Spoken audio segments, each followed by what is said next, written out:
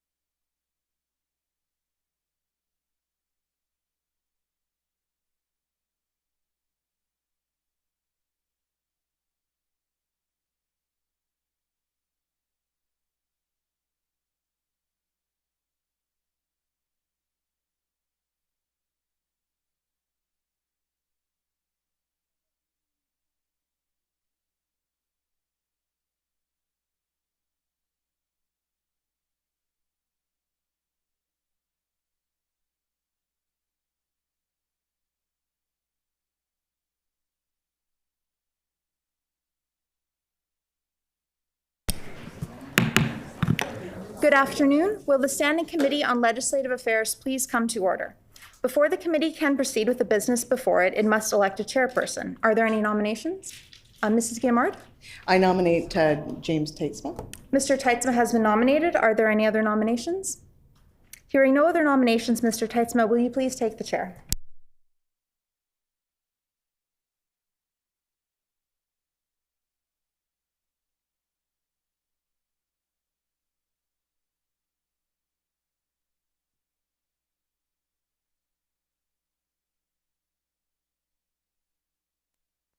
Our next item of business is the election of a vice chairperson. Are there any nominations? Minister Guimard. I nominate Janice Morley-Lecomte. Ms. Morley-Lecomte being nominated. Are there any further nominations? Hearing no other nominations, Ms. Morley-Lecomte is elected vice chairperson. This meeting has been called to consider the annual reports of the Manitoba Advocate for Children and Youth for the fiscal years ending March 31st, 2021 and 2022. Before we would begin, I would like to remind everyone that questions and comments must be put through me, the chair. Are there any suggestions from the committee as to how long we should sit this morning? Ms. Morley-Lecomte? I suggest 2 hours. 2 hours being suggested, is that agreeable? Agreed, and so ordered. Does the Honourable Minister wish to make an opening statement, and would she also please introduce the officials she has in attendance? I'd be more than happy to. Thank you very much, Mr. Chair. I'd like to introduce my team, my Deputy Minister, Michelle Dubik, my my Assistant Deputy Minister, Christina Moody, Assistant Deputy Minister, Heidi Werman, Shelley Jonathan here on support, and then we have 2 individuals from Justice that are joining us this morning. We have Assistant Deputy Minister and Deputy Minister Jeremy. Executive Director Bridget Mayer. Sorry, thank you. Executive Director Bridget Mayer. And Deputy Minister of Mental Health, Community and Wellness, Kim Kaufman. Go ahead with your opening statement. I'm very pleased to be here this morning. It's a good opportunity for me to once again welcome Ms. Sherry Gott into her role as advocate. It is a pleasure to be working with you, and I personally benefit greatly from the work that the Advocate's Office does. The policy that you conduct, the research and the reviews that you do is greatly helpful to myself, my department, the entire team, and everybody in the province benefits from the work that you do. So I thank you for accepting this honor to be the advocate, and I also want to just take a brief moment to thank your predecessors, particularly the acting advocate Ainsley Crone, who also had undertaken remarkable work during her tenure and really advancing protection and well-being and the advancement for all children and youth in the province. And so really pleased with this, to have you here today, and pleased about the collaboration that our 2 offices have. One example of those positive benefits of us working together were the distribution of those Thrival kits. And I know that many students from grades 4 to 6 all throughout the province had received these Thrival kits, which are really enhanced tools to greater mental health and resiliency in children, which is something that I think we can all support.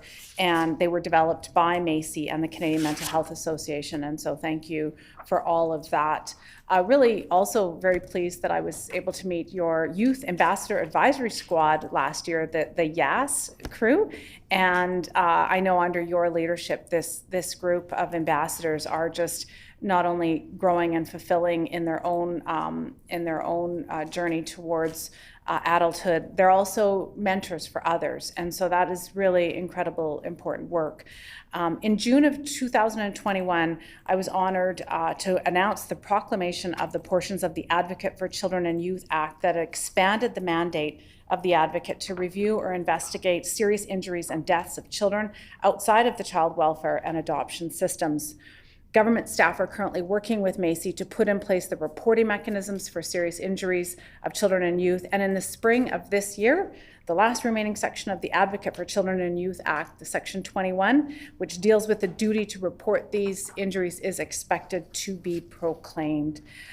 Our government has, the proclamation will mark the completion of that commitment to broaden the scope and oversight of the work that Macy does. And it's in response to recommendations by Commissioner Hughes following the inquiry into the death of Phoenix Sinclair. He had called for the important work of the Advocate's Office to include supporting children receiving services provided through other provincial departments. And in response to this broader mandate for Macy, that a new deputy ministerial committee was formed, and the cross-departmental working group ensures a whole-of-government response to those recommendations and the ongoing work of improving services and supports for children. That work, of course, includes coordinating responses to the 73 recommendations to Manitoba that Macy has made since 2019. And I'm very pleased to be working on those recommendations. And as we all know, the landscape on the CFS system and the systems that are protecting children and youth in our province are shifting greatly underneath our feet as we speak. There are very exciting developments in the transformation. I would say that the largest transformation that child welfare has undertaken in 50, 60 years. It is life-changing for many, and these are moments where we're working with a very fluid and dynamic system, and great work is being conducted right now as the province is working with Indigenous governing bodies who are drawing down jurisdiction and undertaking authority over child welfare, which we see as a very, very positive step. And as the ground beneath our feet is shifting, the system is in flux, and there's a lot of fluidity, and that makes our work even all the more important to be ensure that we're moving in the right ways. And so with that, I will conclude my opening remarks, but just again to express my gratitude to everybody who works in the child welfare space, the Department of Families, the Department of other government departments who are now having that expanded mandate to work with the Advocate, and particularly your office and all those that you serve. We thank the Honourable Minister. Does the critic for the official opposition have an opening statement? Emily Fontaine. Anine, good morning, everyone. On behalf of our team, we're pleased to be here this morning to consider the 2021-2022 annual report for the Manitoba Advocate for Children and Youth. We're glad to be able to have an opportunity to discuss these important matters with the Manitoba Advocate, Sherry Gott. And first off, on behalf of our team, and as we said at your swearing-in ceremony, we are incredibly honored to have you at the helm doing really important work. And as everyone on this side of the table has said many, many times in the chamber and certainly outside the chamber, representation matters. Representation when you are doing such important work in respect of advocacy, particularly on the most vulnerable of our province. Representation matters.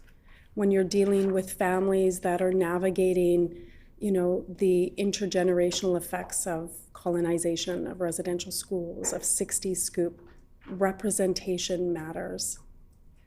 And so, we are incredibly pleased that you are the new Manitoba Advocate. I also want to acknowledge Kelly Gosfield, the Indigenous Deputy Advocate for Children and Youth. I think that those are such important roles. I cannot stress it enough how much representation matters when you're doing this work, right? When we're looking at ensuring that the lives of children, and we all know in this room that predominantly the children that come to access or services or look for advocacy from your office are Indigenous. Those are predominantly Indigenous families that are, as I said, navigating the effects of colonization. And, often I think that when we say, navigating the effects of colonization, people tend to think of like it's this, long past thing in history. No, we navigate that today. We navigate that within all the systems, within all the departments. And so I cannot stress enough how pleased we are that you and your team are where you are and the work that you're doing. We want to also say miigwech to the outgoing former acting Manitoba advocate, Ainsley Crone, who no doubt had helped in the preparation for this annual report that we're going to be discussing. I also want to just say miigwech to all of the staff at Macy. It's not easy work, and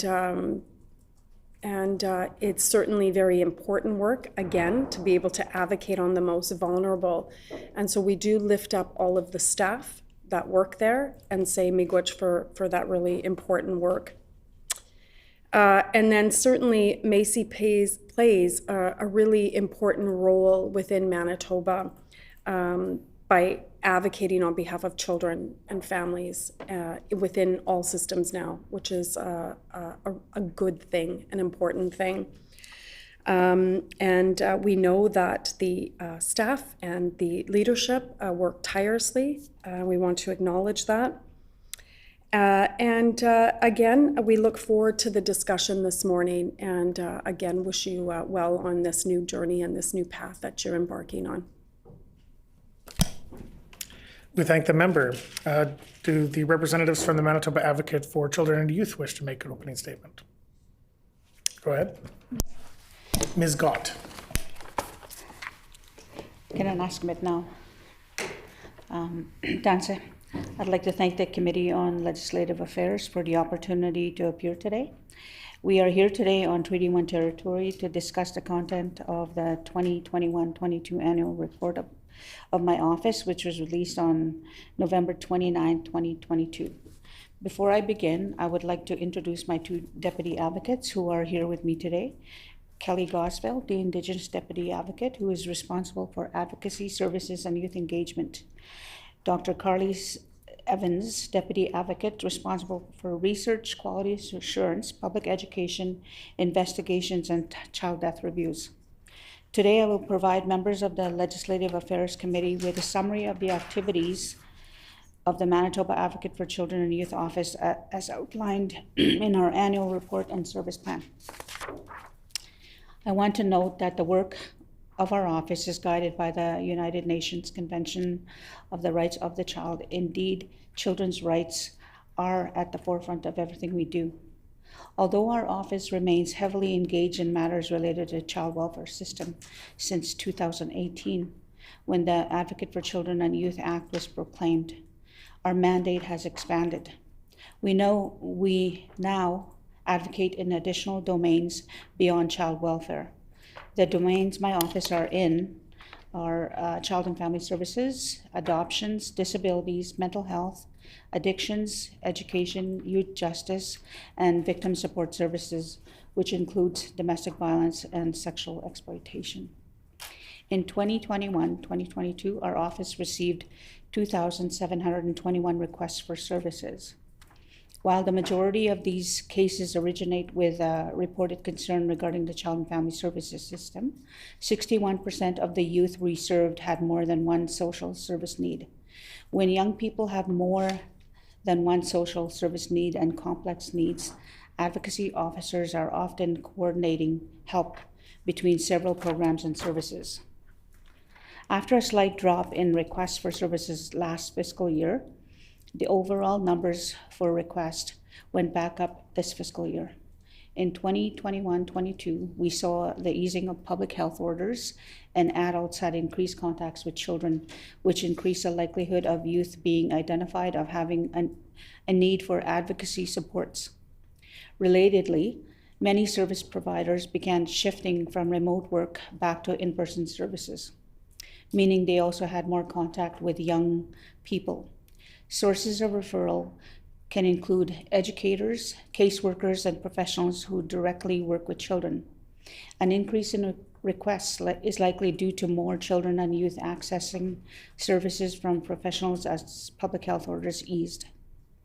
As mentioned, our annual report reveals that last year, 61% of these children, youth, and young adults struggled with more than one service need. Overall, 59% of the young people we served experienced mental health or substance abuse issues. 36% were victims of abuse, neglect, and or assault. 28% were living with a disability. 24% were victims of domestic violence or sexual exploitation. 21% were chronically absent from school and were suspended or expelled from school. And 12% were involved with the criminal justice system. As noted in our annual report, the 2021 and 22 fiscal year brought a major operational change to the Manitoba Advocate Office. On June 1st, 2021, the Government of Manitoba proclaimed additional provisions of the Advocate for Children and Youth Act, which now allowed the Child Death Reviews and Investigations Program to formally examine a wider scope of child deaths.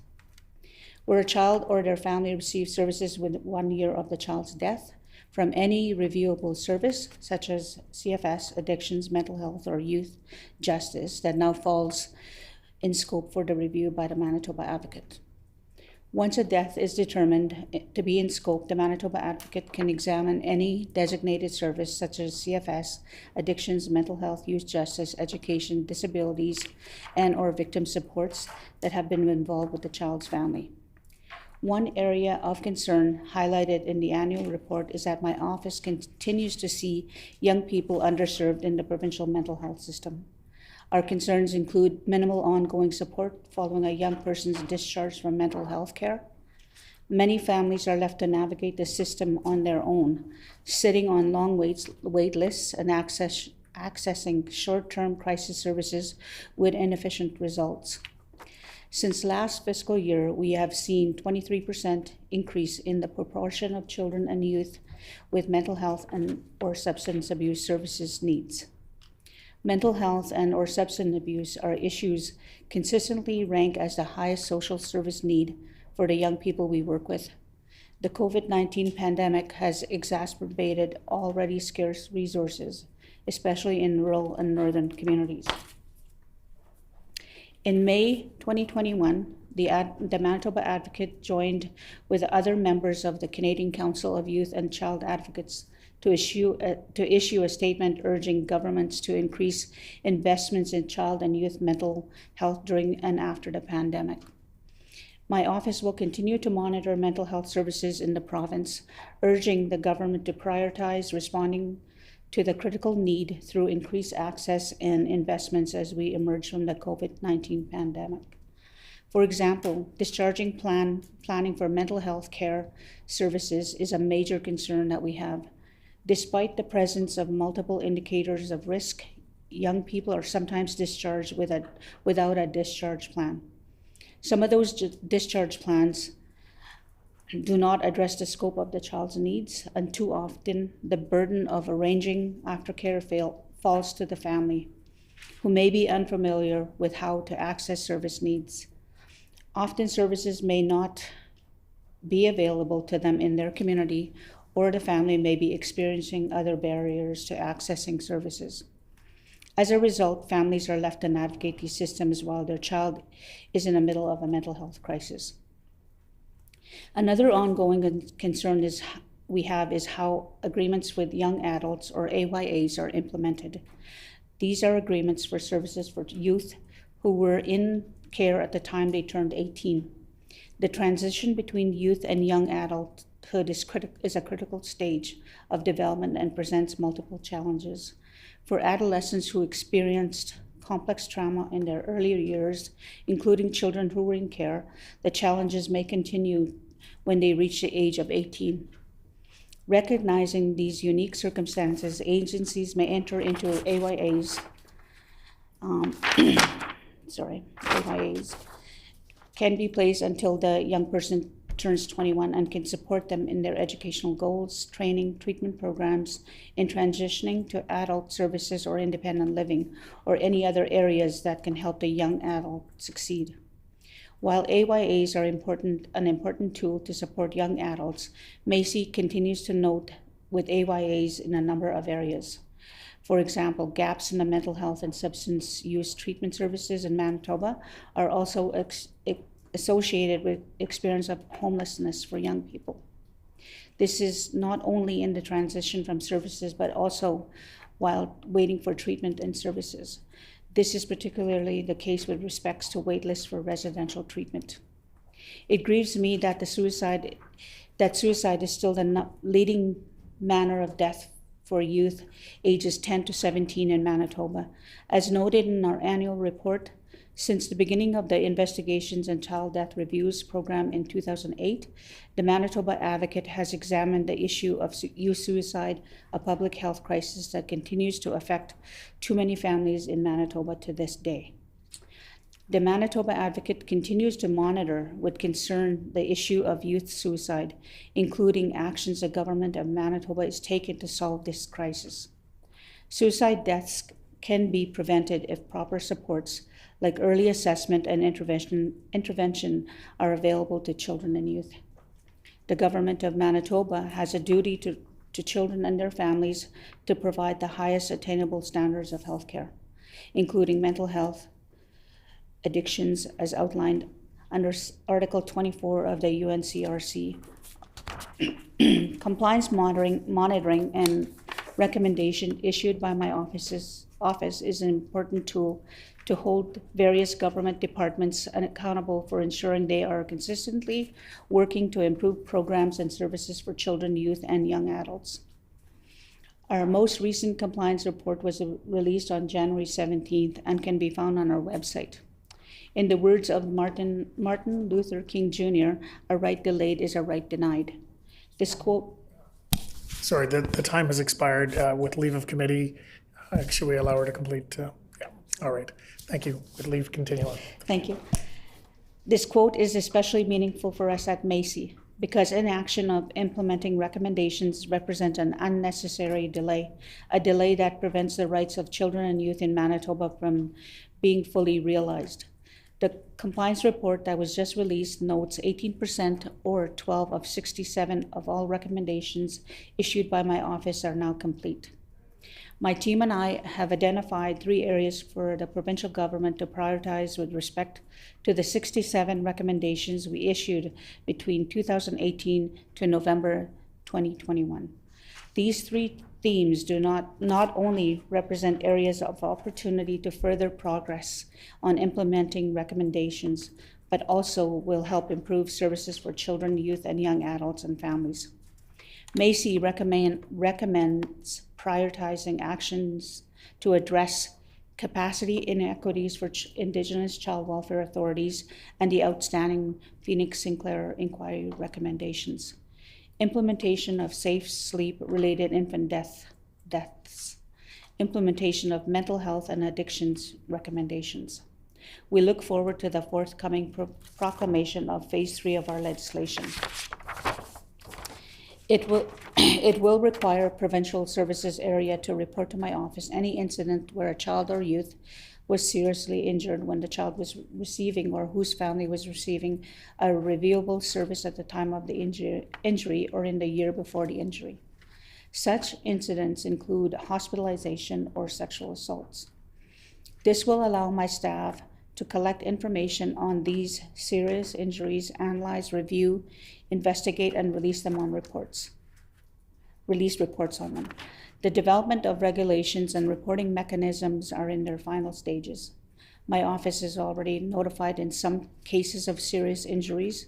We are grateful that 4 additional positions, 1 manager, 2 investigators, and 1 administrative support have been approved to take on this work. That said, however, we anticipate the workload of our staff will increase substantially as more organizations are educated about their duties to report under this change to our legislation. Therefore, we will closely closely monitor the impact on our office and seek additional resources as required. Another change in our landscape has been federal legislation, an act respecting First Nations, Inuit, and Métis children, youth, and families coming into force. Indigenous governing bodies are exercising their right to self-determination and developing their own child welfare legislation.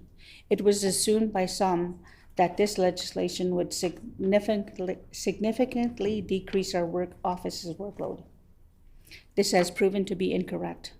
The majority of young people we support face co-occurring challenges across multiple systems. I am saddened to report today that the number of youth with co-occurring challenges is increasing. As more people become aware of our mandate to work across various domains, and as we take on serious injury reporting, we anticipate becoming busier than we have ever been as an office. Before I close today, I want to note how deeply concerned I am about an issue at most importance to us: the ongoing crisis of missing and murdered Indigenous women and girls and Two-Spirit persons. This past December marked 20th anniversary of the 2022 launch of Manitoba's Action Plan on Child Exploitation, Canada's first provincial strategy to prevent sexual exploitation. Since December 10, 2008, the strategy has been known as Tracia's Trust, in honor of Tracia Owens, who died by suicide in 2005 at the age of 14 after she was sexually exploited. The strategy is now 20 years old and it needs urgent updates and actions. We need to enhance the strategy by pivoting toward the current evidence around child exploitation. As Manitoba Advocate for Children and Youth, it is my legislative responsibility to raise awareness and understanding of the United Nations Convention on the Rights of the Child, including Article 34 and 35, which states governments must protect children from sexual abuse and human trafficking.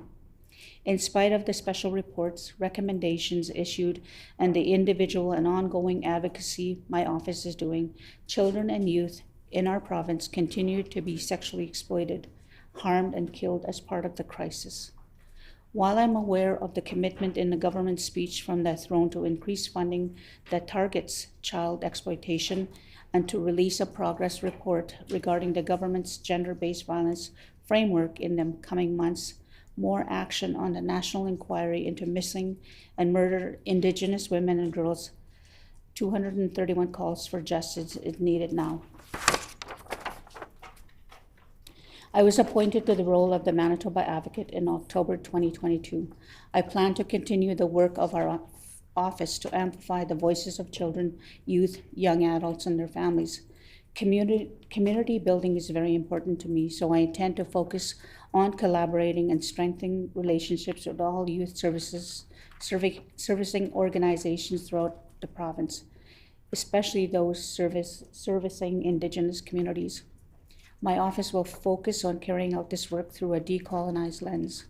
We are in the beginning stages of developing a new strategic plan for our office, which will focus on 231 recommendations from Missing and Murdered Indigenous Women, Girls Inquiries Calls for Justice, and the TRC Commission's 94 Calls to Action. One thing that will remain the same is our work will be guided by UNCRC. At the heart of all the work we do, children's rights will always be at the forefront. I am humbled and honored to serve in this role. My goal is for young people and their families to be fully aware of their rights. I want them to be supported to navigate various systems. I want to help empower them to speak about these services, how services must evolve so that young people in Manitoba can thrive and accomplish their dreams. I appear before you in the spirit of collaboration. Together we will listen to young people and collectively work to create conditions in Manitoba where all children have a chance to succeed and thrive. I was gonna ask about now. Thank you. I welcome any questions or comments you may have. Thank you very much, Ms. Gott, and welcome officially to the role on behalf of the committee. The floor is now open for questions. Emily Fontaine. I have a series of questions for both yourself and for the minister this morning, but I do want to pick up, obviously, in respect of your last couple of points, more specifically in respect of MMIW, G2S, and some of the things that you've raised there. So first, I appreciate you raising here at committee Tracia's trust. As some folks know, I was the Director of Justice for the Southern Chiefs Organization for almost 10 years. And part of that work was actually working with the government of the time in respect of Tracia's trust. And we did a whole bunch of work across the province. But again, that work was done in partnership and in collaboration with community. And so, and actually, that work derived itself from September of 2007. In August of 2007, Vanessa Briere went missing. Vanessa Briere is from my community of Saugeen and Anishinaabe First Nation. Her body was found in September, early September of 2007. And Vanessa was 17, just a baby, 16 or 17, just a baby, looked like a baby. And she fell through gaps in service. In fact, Vanessa wasn't part of CFS. And at the time, she had been trying to get into Little Sisters. Because she wasn't part of CFS, she fell through the gaps. And like Commissioner Wally Opal, for those folks that don't know, Commissioner Wally Opal is the commissioner that looked at the missing women inquiry in BC. And one of the things that he said there definitively in his executive summary, he said, you know, often society folks will use the term Indigenous women put themselves at risk. Indigenous youth put themselves at risk. Indigenous girls put themselves at risk, right? And that narrative is actually a means of placing blame, right? If you hadn't done this, if you hadn't been there, none of this would have happened to you. And he did a very good job at rejecting that narrative and really ensuring that society understands that it's not us as Indigenous women or Indigenous girls that put ourselves at risk. It is society and the lack of concern and protections that put Indigenous girls, women at risk. And Vanessa is a perfect example of that. And so from her death, very quickly, we organized what was called the Community Sexually Exploited Community Coalition, SEY. And they were engaged in doing that work with the government of the time at revamping, at looking at Tracia's trust. And there was some phenomenal work there. Outreach, Manitoba Outreach, Home, Hands of Mother Earth, really important work that was being done. And so I do acknowledge that what you're saying is that there's a lot of work that needs to be done. And revisioning, revamping, giving more resources to Tracia's trust. And so, and I think that that discussion is always important, always urgent, always critical, but certainly as we've seen just this past December, right? We at this table who hold such important roles and sacred responsibilities shouldn't be good with that. Winnipeg in December announced its second serial killer of Indigenous women. We shouldn't be just thinking that's just normal for our city or for our province. It's not. And like the previous psychopath and this psychopath that had ties to white nationalism, they targeted Indigenous women because they know that Indigenous women are put at risk by society. And little girls are put at risk by society. And so I really do appreciate that that is something that your office is focused on. I would like to hear more from your expertise and from what you're seeing, what you think the province, both the government, but also the province as a collective, right? What do you want to see in respect of protections and addressing those gaps in services? And ultimately, often, you know, we talk in that we will never get rid of sexual exploitation. I reject that. Like, we have to do better that children as young as, the member for Point Douglas and I work with sisters that were sexually exploited at 9 and 10. One of them ended up murdered, actually the year after Vanessa Briere was found. Like, I reject that that's going to be a part of our society. So I'd like to hear from you what the office would like to see, what the office is seeing, and what you want done. Before I give the floor to Ms. Gott, I just want to remind all members to address their, use language through the chair and to not refer to each other as you, but rather to refer to the advocate or to the members around the table in that way through me. Ms. Gott. Thank you for that. I just, you know, I want to state that it is a crisis. It is an epidemic with respect to Indigenous women and girls and Two-Spirit that are being targeted. And I would hope that the government would implement more prevention services to prevent this kind of tragedy occurring on an ongoing basis. That is what I am asking, that we focus more on prevention in areas of mental health, addictions, suicide, and prevention services and child welfare.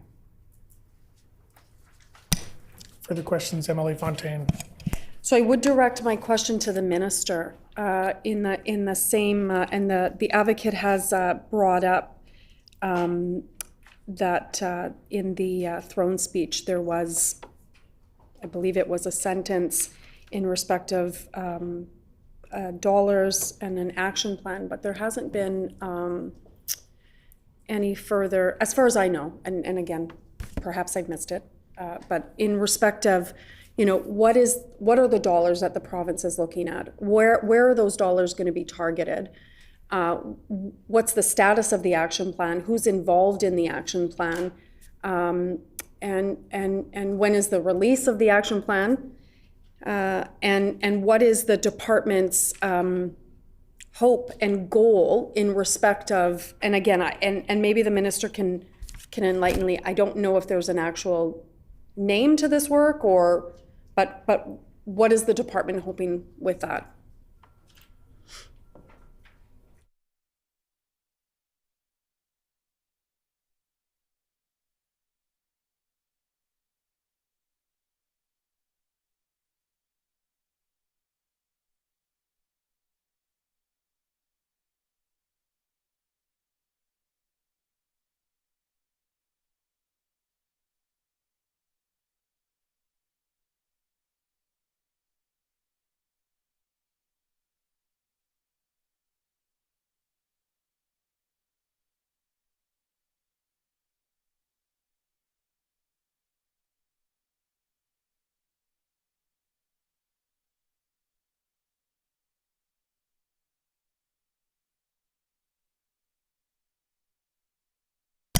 The Honourable Minister.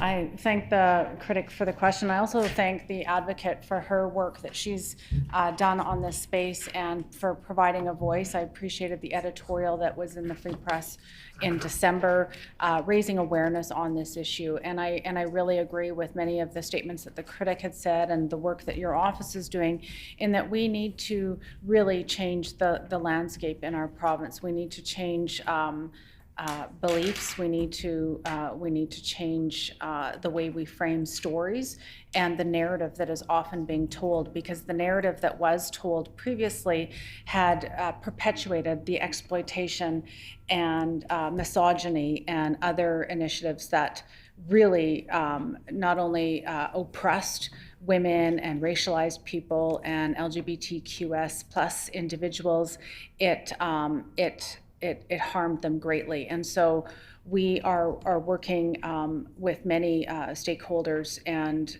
groups and offices such as yourself to ensure that we can have a whole of province shifting in that space so that we can better serve and protect vulnerable women and girls and minorities and those who are stigmatized, to reduce that stigma.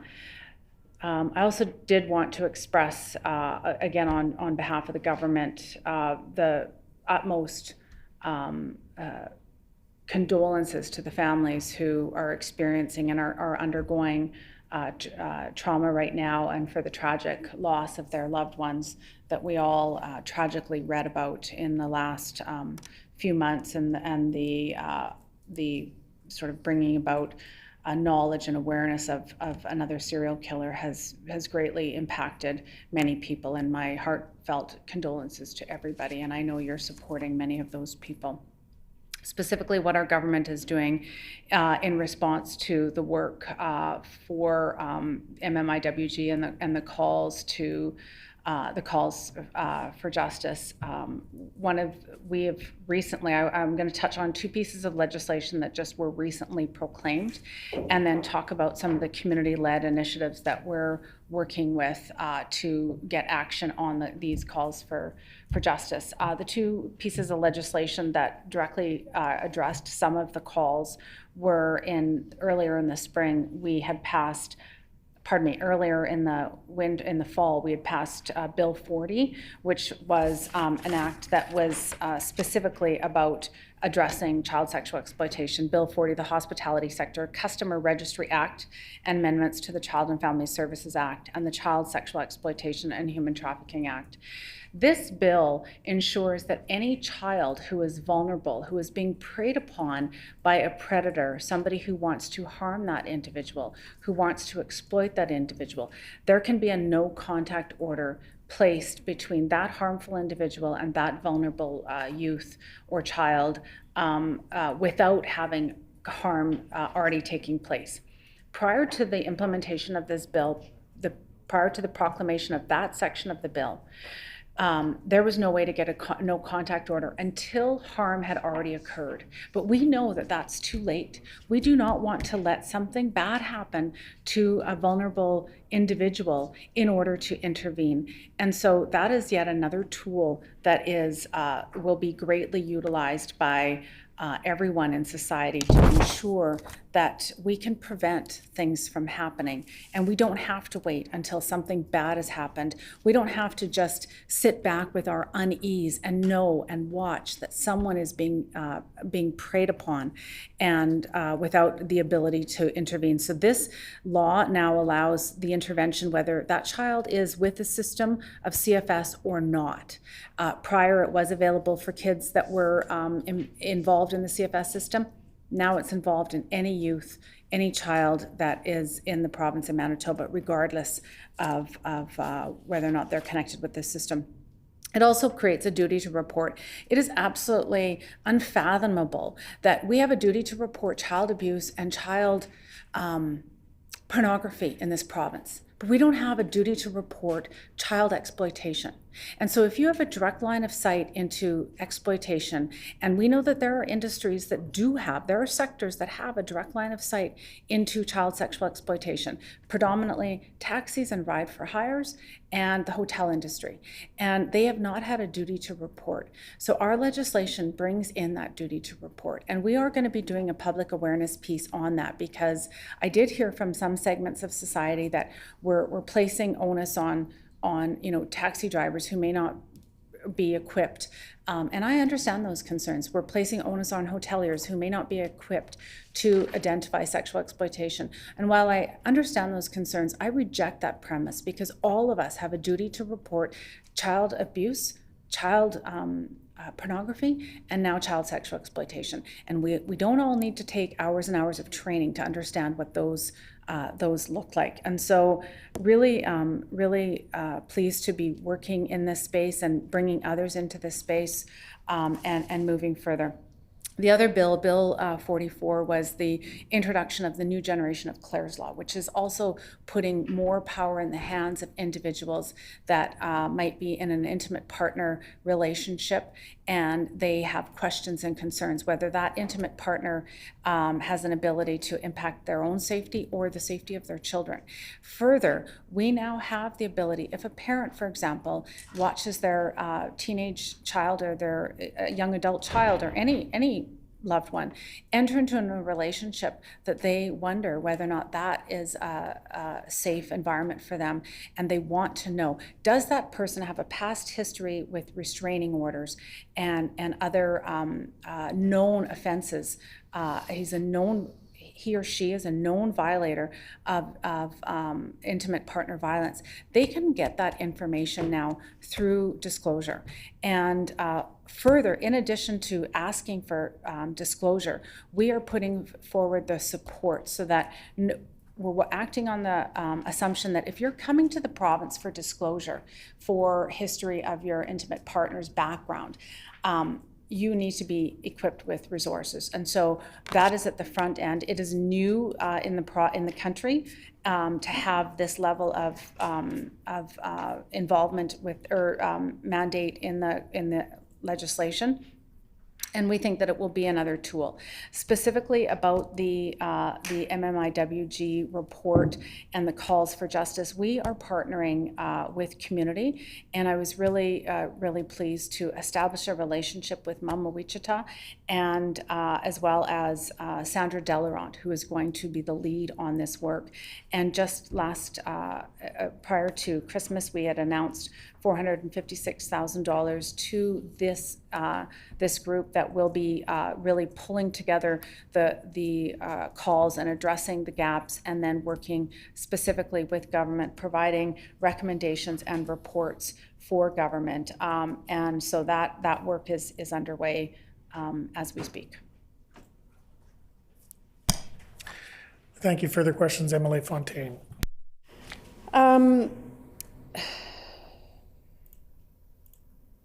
So I just want to read out the line in the throne speech, and I appreciate the minister sharing the bill, Bill 40, and I appreciate that the minister is acknowledging some of the concerns or requests in respect of training for those individuals, and certainly public awareness. So I do appreciate that. I do want to just read into the record again here the line from the throne speech. Violence against women and girls and the incident of missing and murdered Indigenous women and girls continues to be a priority for our government. The first progress report and update to the gender-based violence network will be released in the coming months. So that was the only line in the throne speech in respect to that. So I do appreciate, in respect to the bills, which I would say are one small but important component to the infrastructure and protecting women and girls from sexual exploitation. I am curious where the progress report is, and then the update to the gender-based violence framework. And so, I'm trying to clarify. I think you said, or I believe the minister said $456,000 being led by Sandra Delarant, who is an extraordinary Indigenous woman, well-versed in a variety of different fronts, including the justice system. She used to work for Manitoba Justice. Brilliant, and I'm glad to see that she's going to be taking the lead on this. Are these the only dollars that have been identified right now in respect of this line in the throne speech? And I know that the minister has said that we've met with stakeholders. And I know that the minister has identified Mama Way. I am curious who are the other stakeholders. And I want to go back to what the Manitoba Advocate said. The Manitoba Advocate said and has told the committee today that she's committed to engaging with community and building those relationships. And I certainly believe and have seen already some of that work. So, and I know that the government often will say that we've consulted, or we're meeting with stakeholders, but I am curious who those stakeholders are. Because I know that some of the groups that myself and the member for Point Douglas work with have not been engaged in this to this point yet. So who are the stakeholders? Is the $456,000 the only dollars that have been identified in respect of what I just read out into the record from the throne speech? And when we look at the National Inquiry's calls to justice, there's a whole host of calls to justice and a whole host of spheres that policing, for instance, victim services, for instance, CFS, right? So to that end, what is the government's strategy on all of those? So it's not only, when we're talking about MMIWG2S, it's not only, and of course it is a huge piece to it, it's not only the sexual exploitation of Indigenous women and girls, but it is all of those pipelines to the systems that put Indigenous women and girls in harm's way. So that's what I'm asking.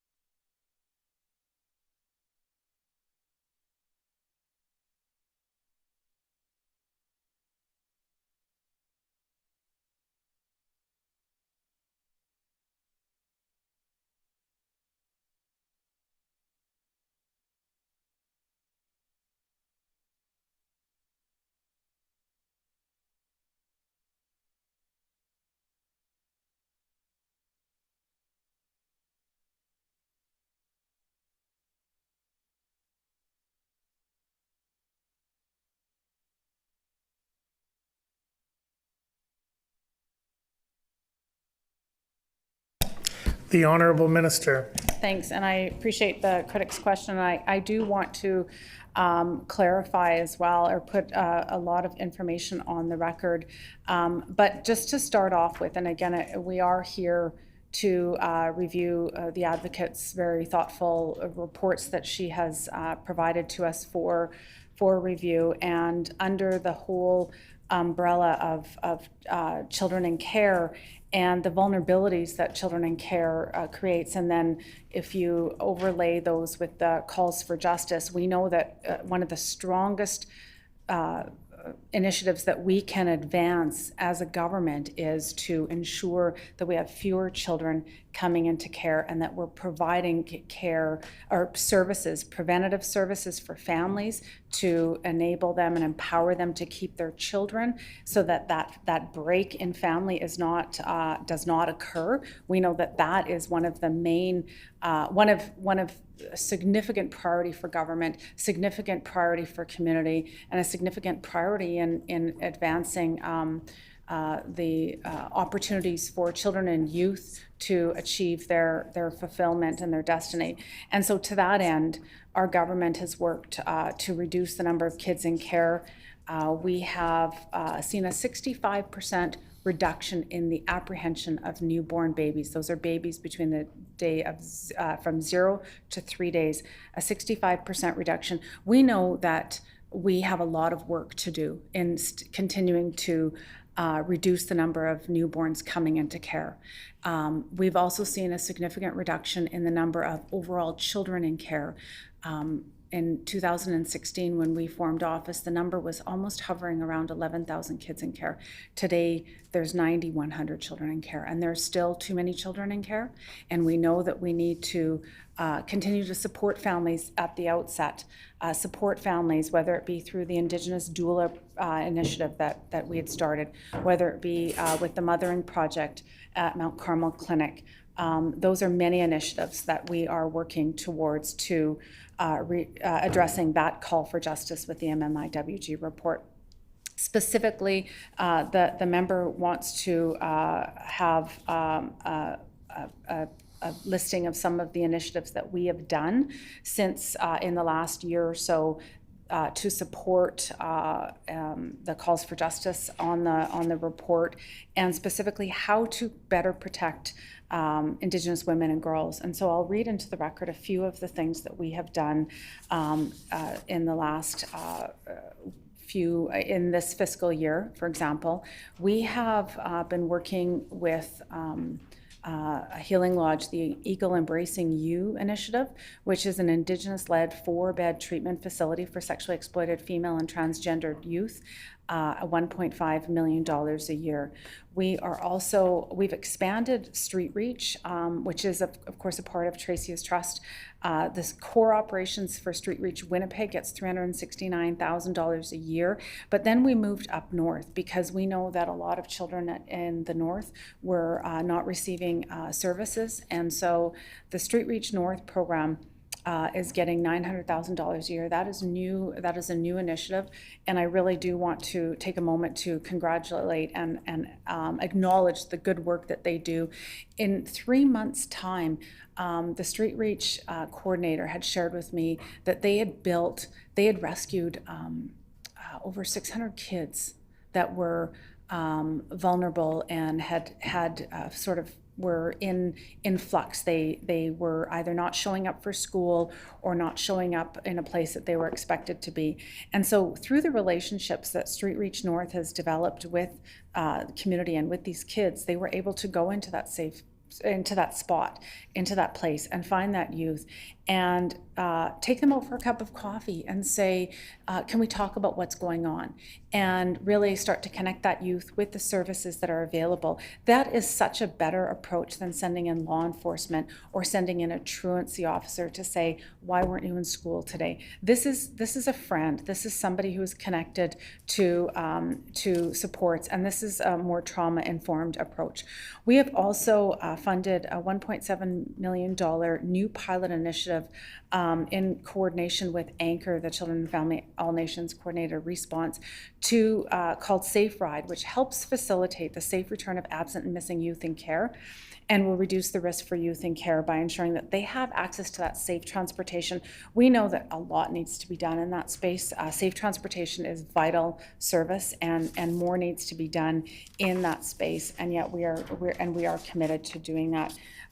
We have also worked with the clan mothers to expand their programming. We're working on a social enterprise initiative with them where they are working to train, I don't remember the number off the top of my head, but they're training Indigenous women to work to connect them to the labor market. But they're training them in a trauma-informed response. So it's not just about get your hard hat on, get your work clothes on, and show up for work at 9 in the morning.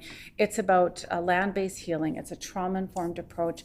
And then at the end of going through the program, they will also be having skills that will connect them to a labor market. And that is an exciting initiative that we have piloted with them, and I'm hearing really good results from the preliminary assessment.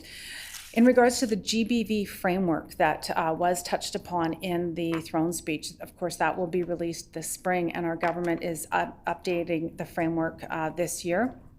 We did recently sign on to that National Action Plan on Ending Gender-Based Violence.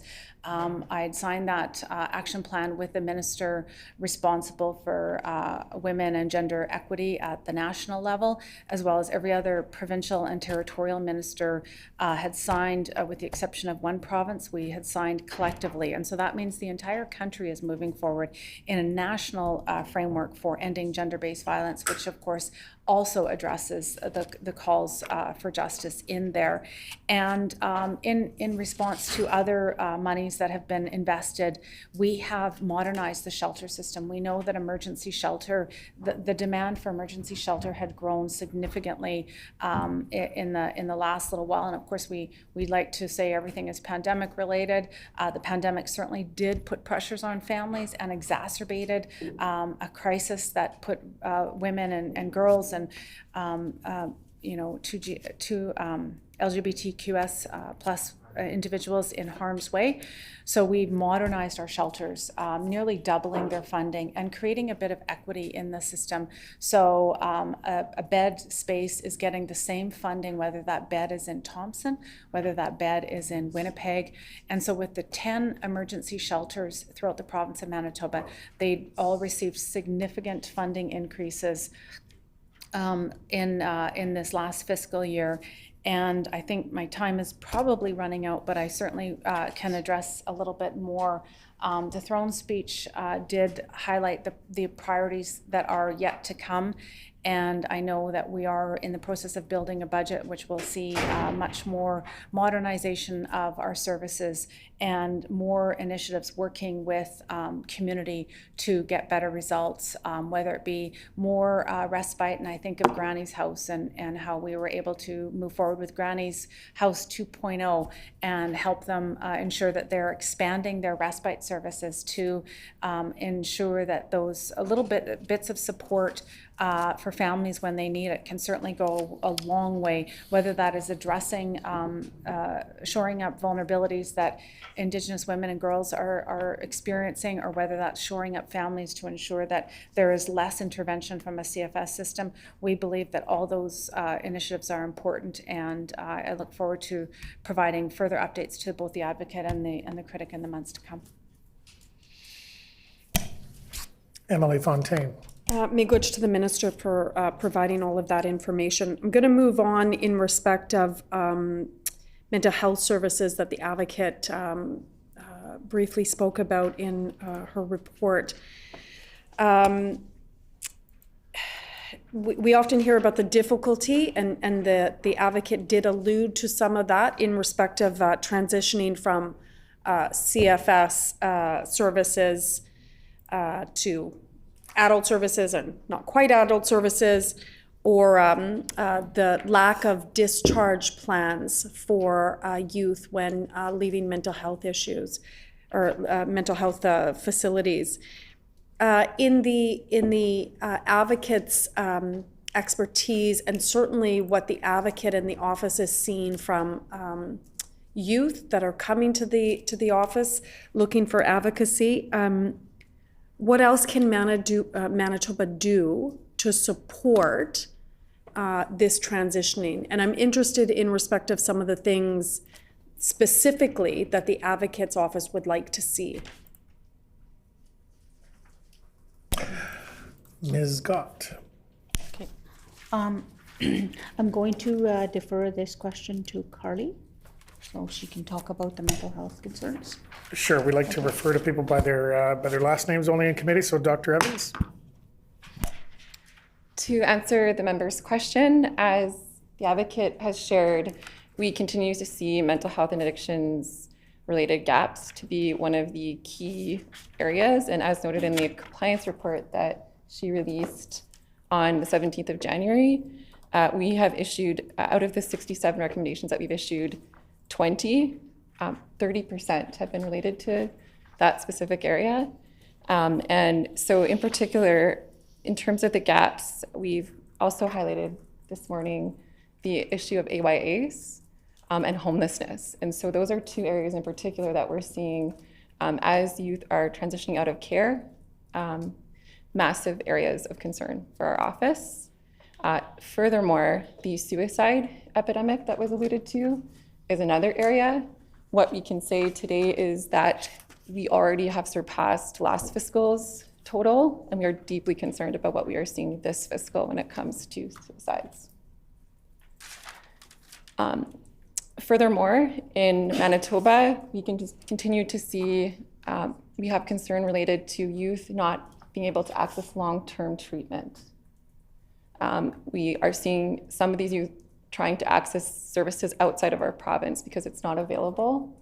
And so as the advocate has stressed in our compliance report most recently, we need a youth-specific action plan when it comes to mental health and addictions that focuses not only on ages 15 to 18 and up to 21, but under 15 as well. We are seeing the effects of the COVID-19 pandemic for many children and youth, and we suspect to continue to see those impacts for years to come. Emily Fontaine. Miigwech for outlining some of the concerns, which are what the Manitoba Advocate had also shared. But again, I want to kind of just go back to some of the more like specific things, and I do appreciate that the doctor did note a youth action plan. So that's one specific item that the Advocate's Office would like to see. But I am curious in respect of, because, you know, the Advocate and the Advocate's Office sees firsthand the consequences when folks, when youth can't access those services. And I suspect that the youth share what they would like to see or what they need to see. And so specifically in respect of mental health supports and those gaps in services, what are some of the things that the youth have identified, and what would the Advocate's Office like to see? Ms. Scott. Thank you.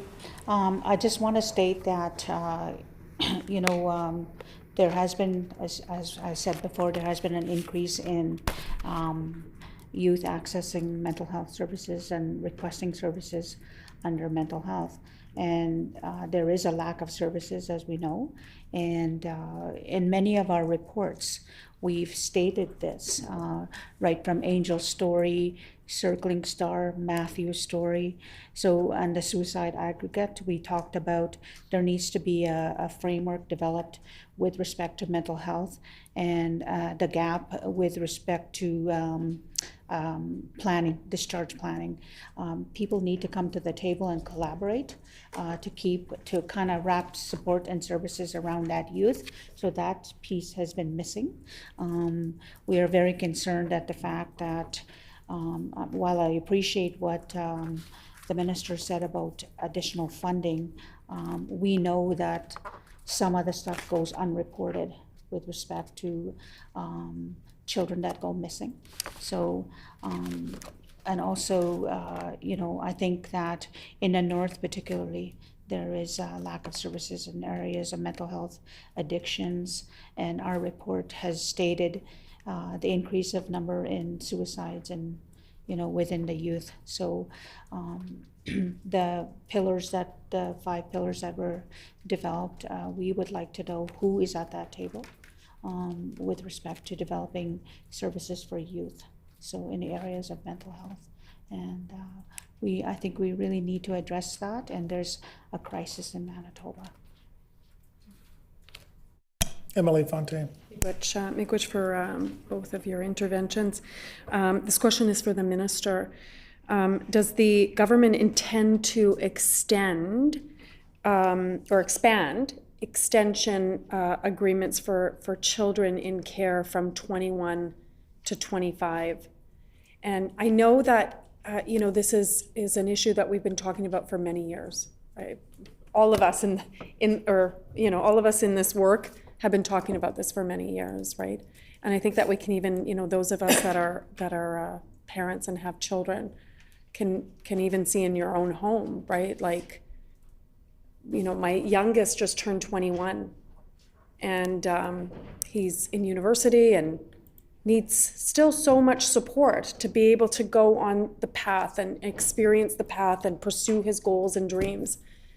And so, you know, when we see children that are in care, and then all of a sudden, as soon as they're 18 or 21, that's it.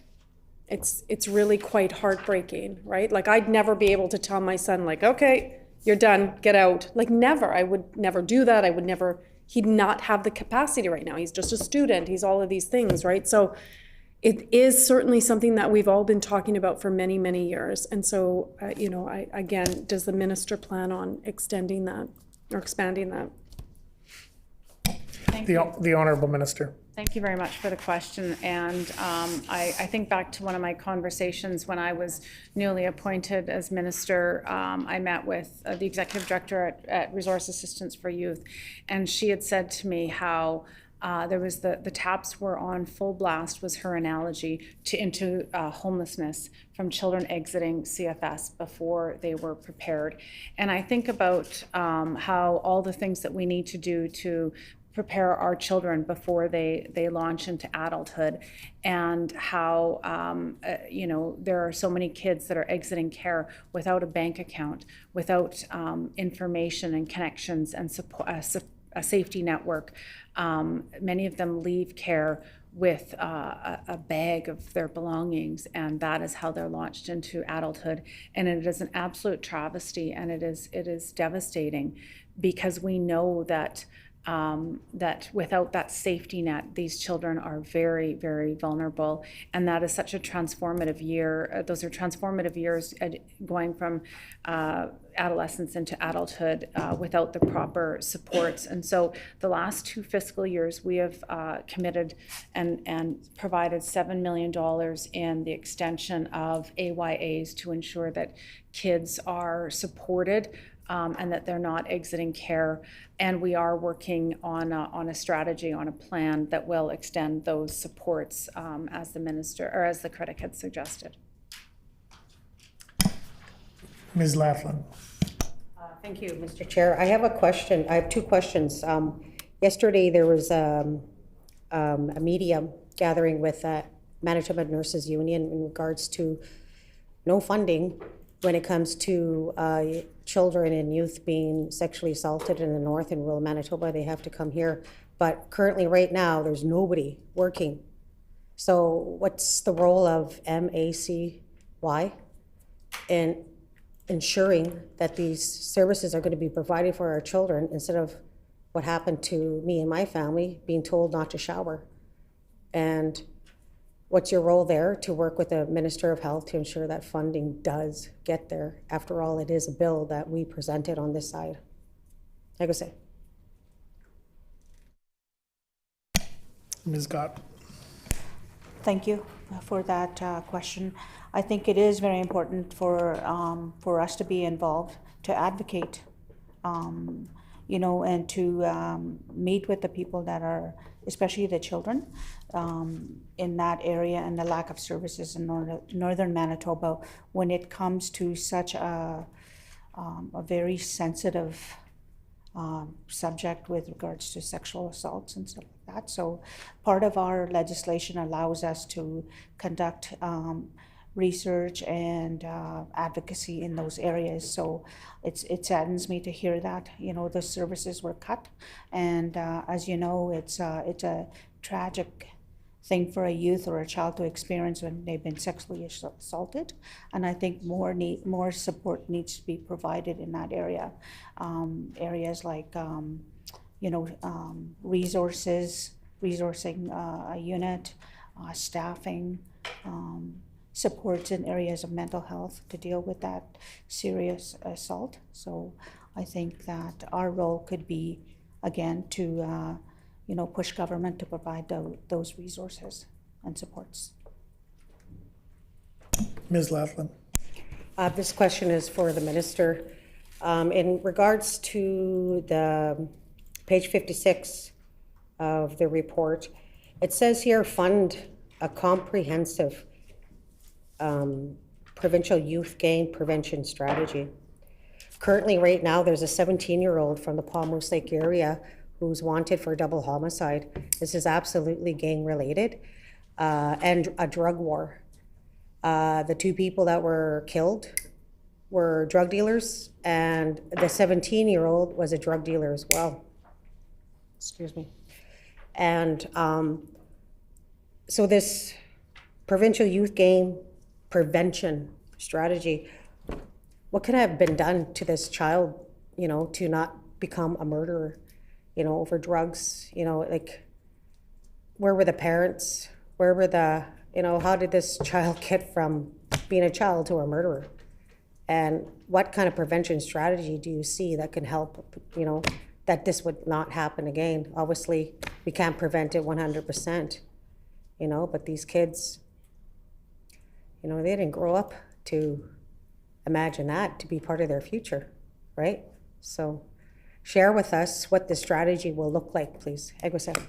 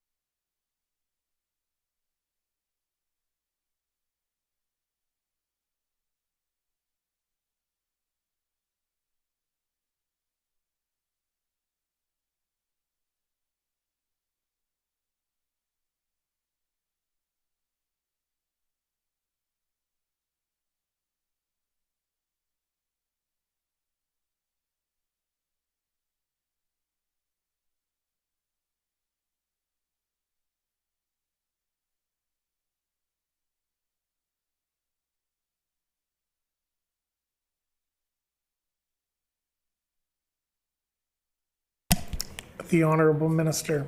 Thanks. I did want to just take an opportunity to quickly put on the record. I know the members opposite had addressed earlier about the work, particularly with the Sexual Assault Nurse Examiner program.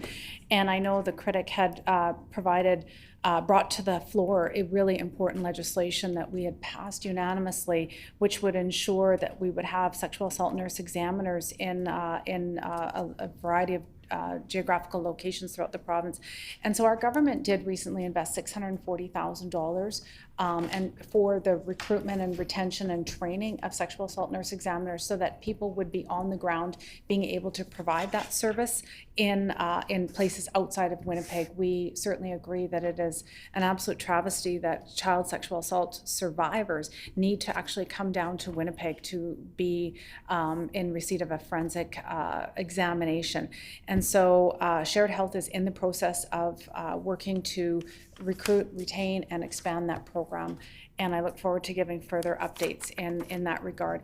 In regards to the violent offender strategy and the youth gang prevention, I apologize for the delay. I did have to confer with the Deputy Minister of Justice, as that is certainly an area that the Justice Minister could expand upon much greater. But I will highlight a few things in the work that is being done in relation to gang prevention and the strategy working with Indigenous partners in community. That work, of course, is being led by Justice. It is a cross-departmental approach on a long-term strategy through a holistic approach. There's education, there's an educational component as well. I know our education minister had announced an initiative just last week about how to be providing those supports when kids are in school and they are needing additional supports to stay in school and to be diverted from the correction system. The youth task force is doing some of that work. There's a violent offending program with wraparound services that are specific for high-risk youth and youth who are justice involved. And of course, the Minister of Justice and I had announced an RFP that will be going out to create another initiative for justice-involved youth. And we are working with Marymount as one of the providers to ensure that there's those wraparound supports for certain youth that are at risk of being justice involved. So a number of initiatives. I do ask for the opportunity to confer with my colleagues and provide a written response in a very short future date to the member to give a more broad response to her question, if I may.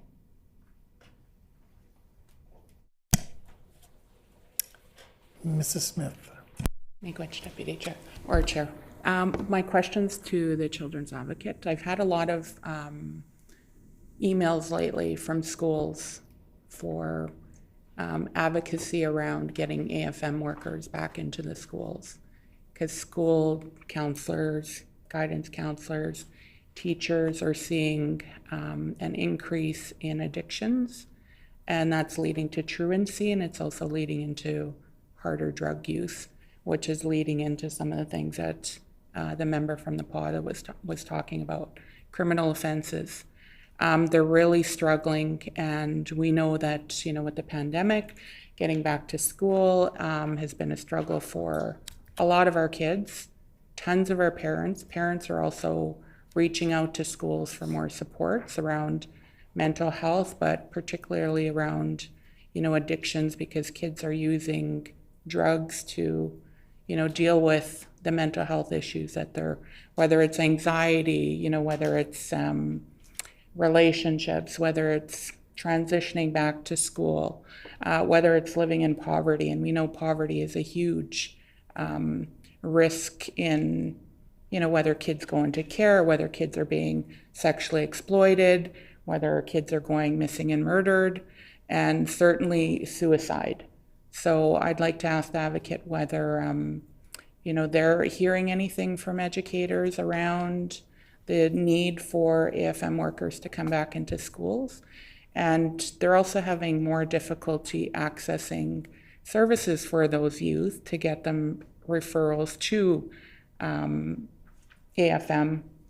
I've also met with one of the stakeholders that the minister just mentioned, Marymount.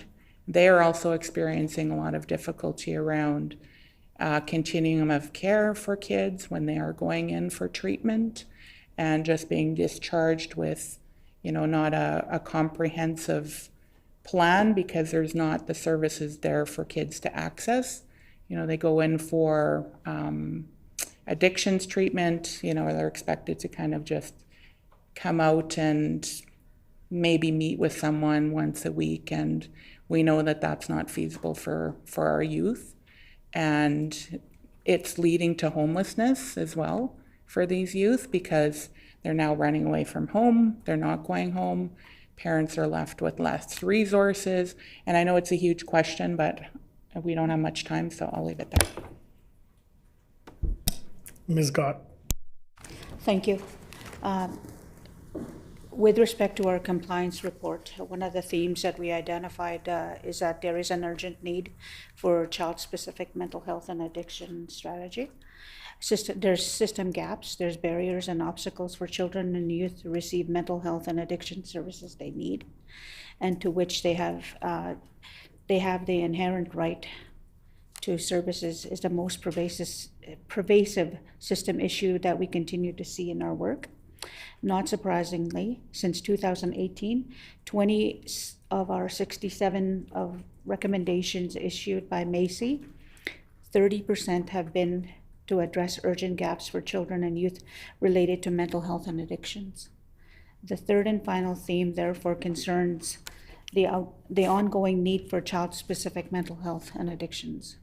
So while we're encouraged by some of the recent investments in mental health and addiction services, in particular the recent funding for the youth hubs and huddles and the creation of mental health and community wellness department in 2021, we remain concerned by the lack of implementation plan to address gaps in current services amongst children and youth who need them right now.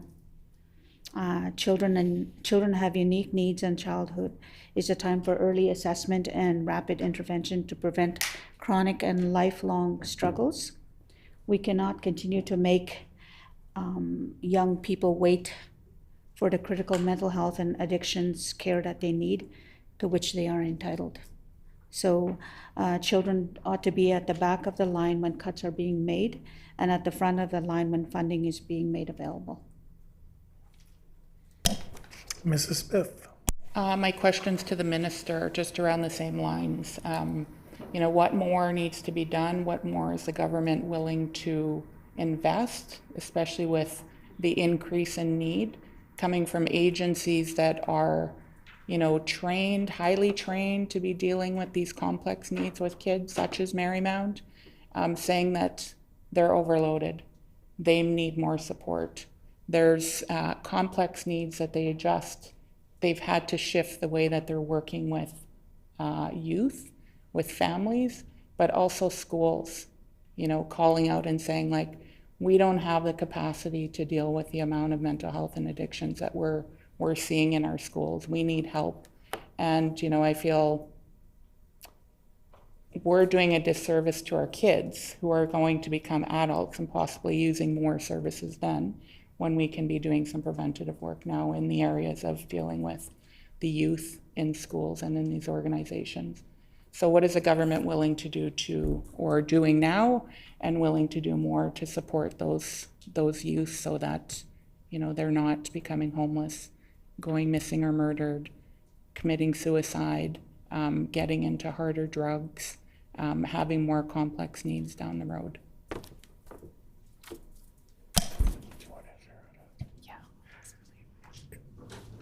The Honourable Minister, you ask.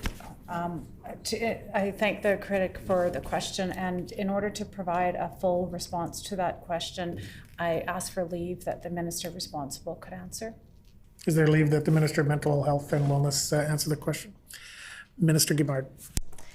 Thank you, and I do appreciate the question from the member. And I want to also acknowledge today that there are a number of people present in the room who have had very difficult journeys thus far and have had amazing lessons throughout that journey and are providing some very important insight to these discussions today. I want to acknowledge as well that some of these topics are extremely difficult to be talking about and can absolutely create a trigger of memories. So I want to acknowledge that I appreciate the discussions today and the sensitivity around that aspect. When it comes to youth and mental health supports, what we have learned as a department, even in terms of the aftercare and what the support networks look like, even for children who aren't in care. Families have expressed the need to have better tools to support their own children. So if we already understand the need within families whose children aren't in care, I imagine the needs are even greater and then harder to identify who those support networks are for the youth when they do receive treatment, and then who's the support network afterwards. So our department has been absolutely looking at how do we expand those services to help support families. We definitely have some more work to do to understand what does that support network look like within children in care. That would look a little bit different than those who are not in care. So understanding that and providing those supports will be our focus. I think we have to focus as well on some of the good investments that have been made, and I note that the Child's Advocate also recognized that opening of the 5 youth huddles throughout the province has been a key response to that need. It is a walk-in service. You don't need referrals. It is a wraparound service that includes peer support, that includes people with lived experiences, and also nurse practitioners to provide some of that primary care that when you imagine yourself, even as an adult, sometimes it's difficult to reach out for healthcare services or mental health services. So having that in one location that is a support network, I think is a very good step towards addressing the needs of our youth. We've also been investing in mental health teams in schools, and we are making more services accessible to children, including Strongest Families and the huddle I just mentioned, and the Kids Help phone. We know that many of the youth who are in care are also in schools, and that's a very accessible point to connect with them, provide care, and to make sure that we're monitoring their journey through mental health needs and the extra strain and stress, not only that the pandemic has put on them, but also their families. So we will continue to grow the existing programs and then create new ones as we learn more about the needs and then the structure of supports for children. It absolutely is a focus of our department. It is why it's one of the pillars within our 5-year roadmap, that children and youth and the supports for them, which includes children in the care of the CFS system. And we will continue to make that one of our focuses.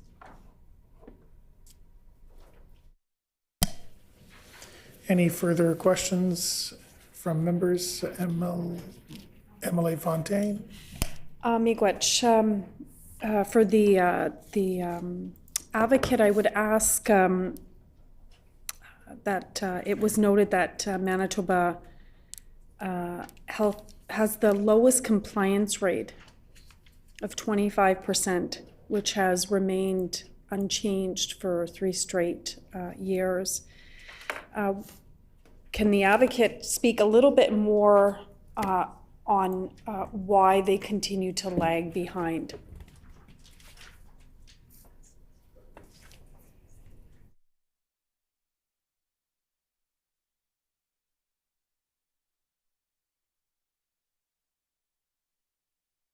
Ms. Gott? Thank you. I guess what I can say to that is that because the lowest, with respect to that compliance rate, I know that pandemic had an influence to responding to those recommendations, and that was with respect to the Safe Sleep report. They haven't had a chance to look at that piece, and so we're hoping in the next compliance reporting that will have been some of those recommendations that will have been responded to and looked into. Emily Fontaine? Miigwech, for the minister, and of course I believe that the advocate just briefly alluded to it, but currently there are 13 recommendations that the Manitoba Advocate has put forward to address infant mortality.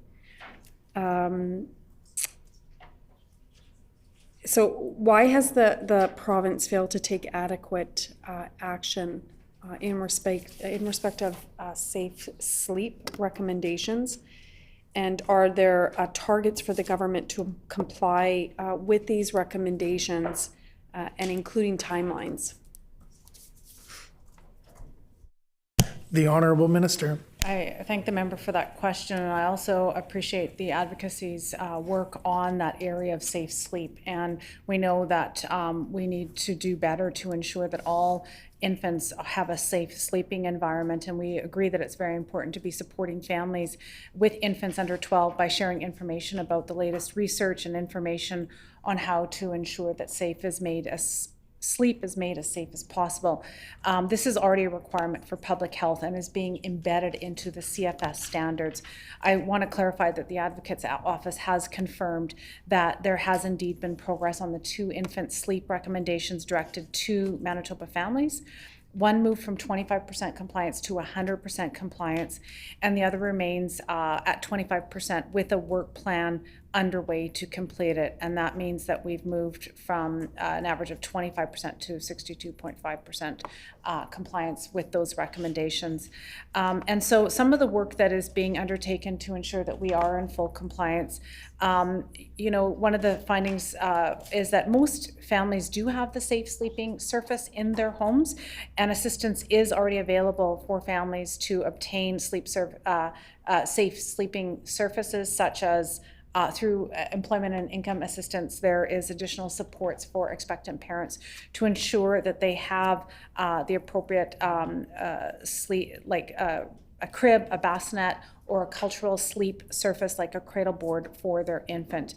Manitoba Public Health also provides the following additional details about their work on the in follow-up to these recommendations. So they've developed the Safe Sleeping for Your Baby resource, which is available now online and in a variety of languages. Safe Sleeping for Your Baby resource includes information related to safe sleep environments and other safe sleeping options and safer bed sharing. During the month of October in 2022, there was a social media campaign that the public health had taken through the Government of Manitoba channels to promote safe sleep and awareness on the on safe sleep. And of course, public health is working to address Macy's recommendations related to infant safe sleep for full compliance and modifying and redistributing the Safe Sleeping for Your Baby as a Manitoba resource. Emily Fontaine. Before I move on to my next question, the additional supports that are available for those that are on social assistance, does the minister happen to know what the amount is for that? Because that is very important, and I wonder how many people actually know about that.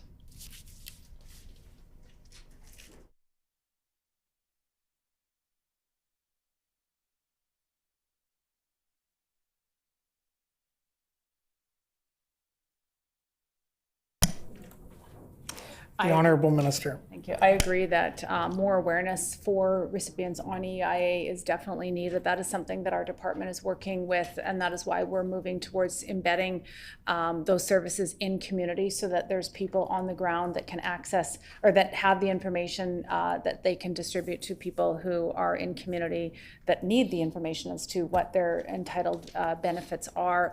And I do ask for leave to respond to the member within a few short days with the exact information about the amount of that benefit, if I may. Emily Fontaine. I appreciate that. And then just in respect of that information, so the amount, but I guess also, because again, like I never heard of that. And I just asked the member for Point Douglas, she hasn't heard of that either. And certainly the folks that we work with and advocate for, that's really important information, right? And then ultimately, hopefully prevents, right, infant deaths and contributes to infant safety. So the dollars, but I guess also like the process would be really helpful, so that we would have that information that we would be able to disseminate. So that would be beautiful. 2022 was the first year that Macy assessed recommendations related to 6 systemic issues: child welfare training, disabilities, parent treatment/resources, the Phoenix Sinclair inquiry, gang prevention, anti-racism, and cultural inclusion in education. Can the Manitoba Advocate speak a little bit more about the compliance rates in respect of systemic issues? So for instance, the compliance rate for implementing recommendations related to child welfare training is only at 25%. So I would ask the advocate if she would be willing to share a little bit more about that.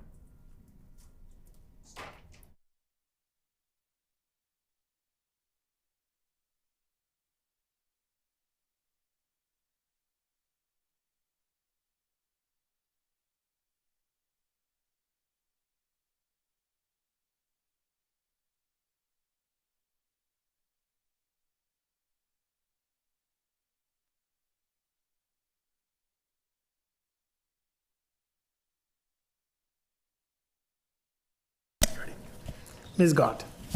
Thank you. I want to, because I wasn't part of this report this year, I want to ask Evans, Deputy Evans, to answer the question. Dr. Evans. To answer the member's question, as noted in the report, indeed, we had 6 new systemic issues. These were all based on recommendations that were issued this last round. And so, as can be expected in some cases, some of them involve legislative amendments, and so they will take time. In particular, though, we want to stress that there are 2 themes that we are very concerned about and we would urge action and priority be taken on, and those are child welfare training, which is at 25% compliance, and then secondly, related to the disabilities report, where recommendations are at 28%. We continue to see gaps when it comes to transitions between CDS and CLDS, families who are struggling when it comes to respite, and gaps in that system in particular. And of course, as alluded to, child welfare training, and that issue isn't part of the new ones, but in terms of caseloads, we continue to be concerned about that piece. We do also want to acknowledge that there has been some good movement on some of these new systemic issues, and so we want to note in particular that Manitoba education is at a rate of 75% when it comes to anti-racism and cultural inclusion in education, which is very promising. Emily Fontaine. Miigwech for that. In respect of the 2 that you've identified, so child welfare training, and there was alluding to caseloads and how that impacts on caseloads. So would the Advocate's Office share a little bit more specifically in respect of what the office would like to see in respect of child welfare training? And then again, how that lack of training then impacts on or translates into a greater caseload?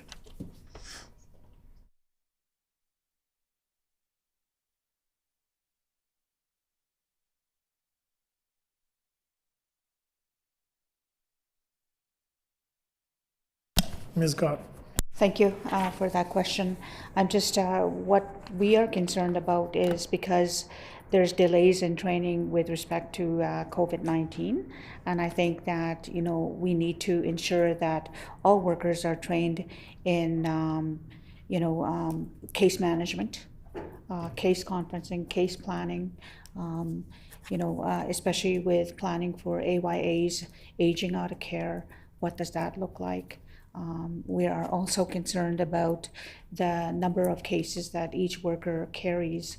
Under the Phoenix Sinclair inquiry, Commissioner Hughes, the late Commissioner Hughes, had recommended that each worker carry 20 cases.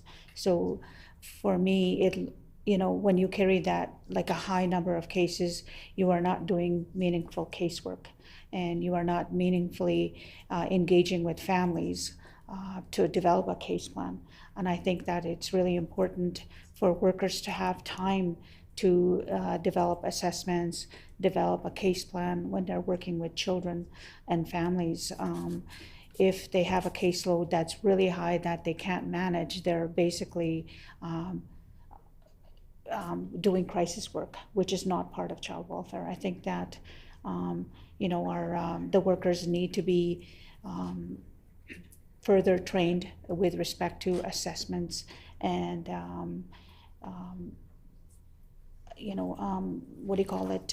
transitioning children out of care and all those important pieces when it comes to child welfare management. Thank you.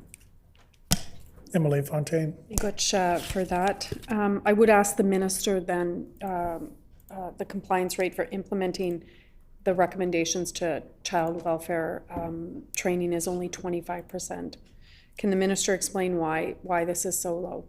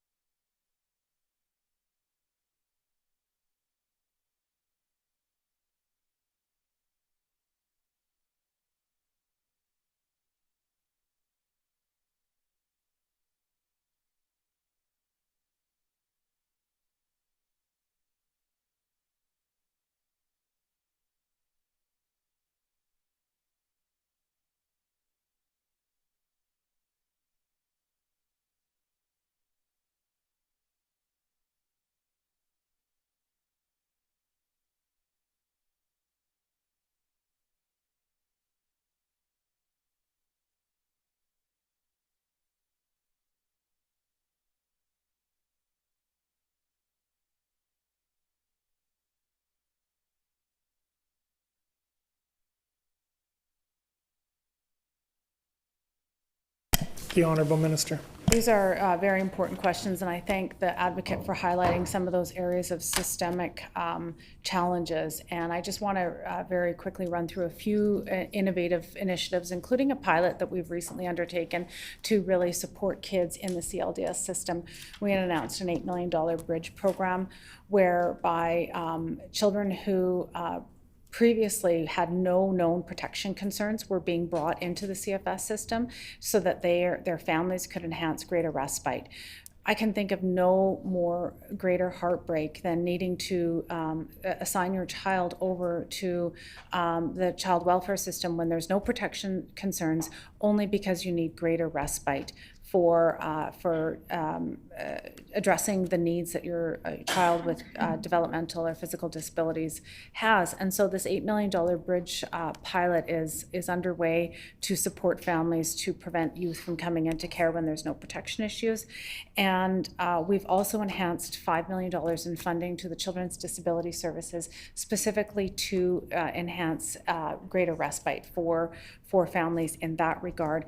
When it comes to the training, we have provided over $1 million to the authorities in this fiscal to enhance training, or was it over either this fiscal or over 2 fiscals, to enhance training initiatives for the CFS workers who support the system.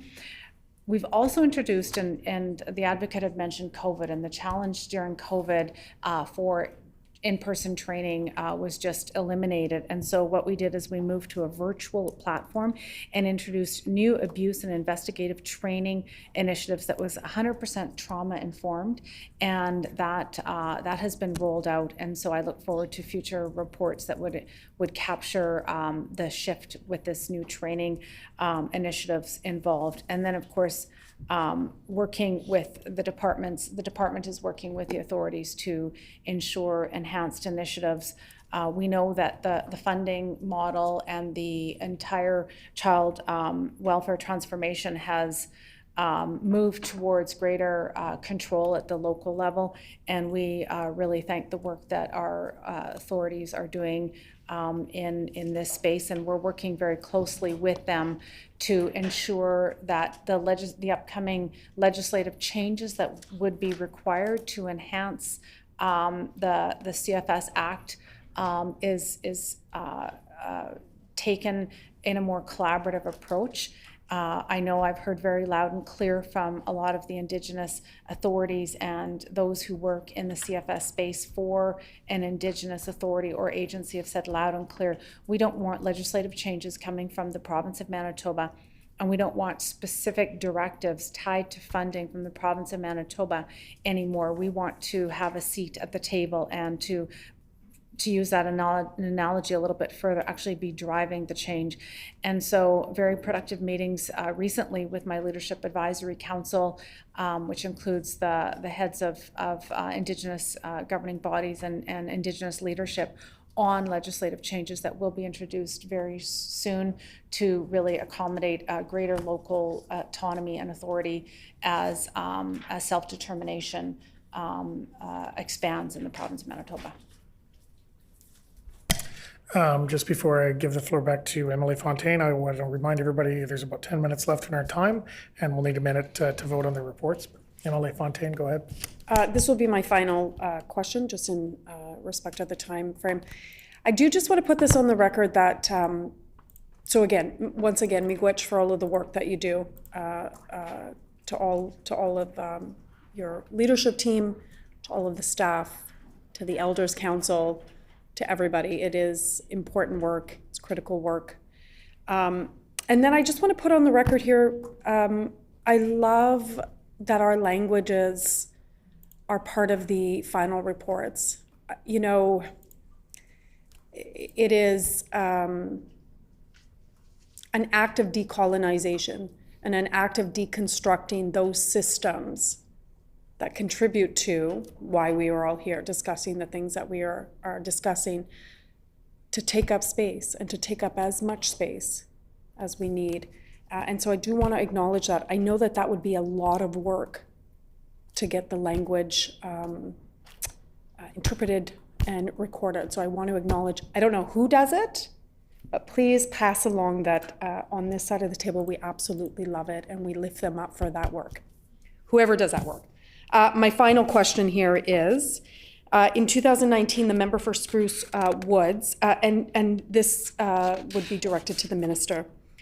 Then Minister of Justice said that, and I quote, a comprehensive review, end quote, of Manitoba's youth justice and child welfare systems was underway, and that a provincial strategy was to be released before the end of that year, 2019. It's been 3 years since then, and certainly we haven't seen the report or the results have said.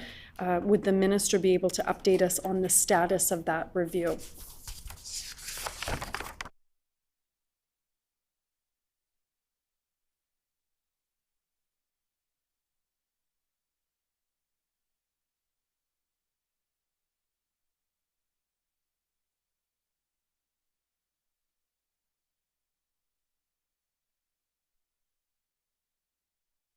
The Honourable Minister. Thank you for that question, and I will just read into the record the information that Justice has prepared in regards to that. The department in 2021 had created the Youth Justice Branch within Correctional Services Division to provide dedicated focus on advancing youth justice priorities, including supporting a whole-of-government approach to youth at risk of involvement with the justice system for advancements of strategic priorities and initiatives to support at-risk, high-risk youth, and leading the Youth Justice Review. Complex and multifaceted issues are the true origin in the overlap of child welfare and youth justice involvement. This work is a priority and we remain community to address root causes that contribute to a youth's involvement in both the child welfare and the justice systems, and create positive pathways and healthier outcomes to supporting youth in ending cycles of crime. The Youth Justice Review was delayed by the impacts of COVID and staffing changes within the Youth Justice Branch. However, the department does look forward to launching the review this spring.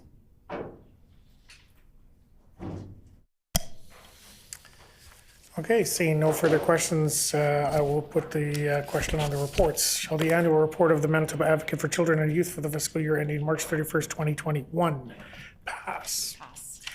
The report is accordingly passed. Shall the annual report of the Manitoba Advocate for Children and Youth for the fiscal year ending March 31st, 2022 pass? Pass. The report is accordingly passed.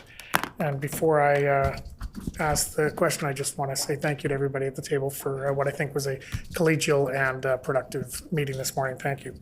The hour being 10:57 a.m., what is the will of the committee? Committee rise.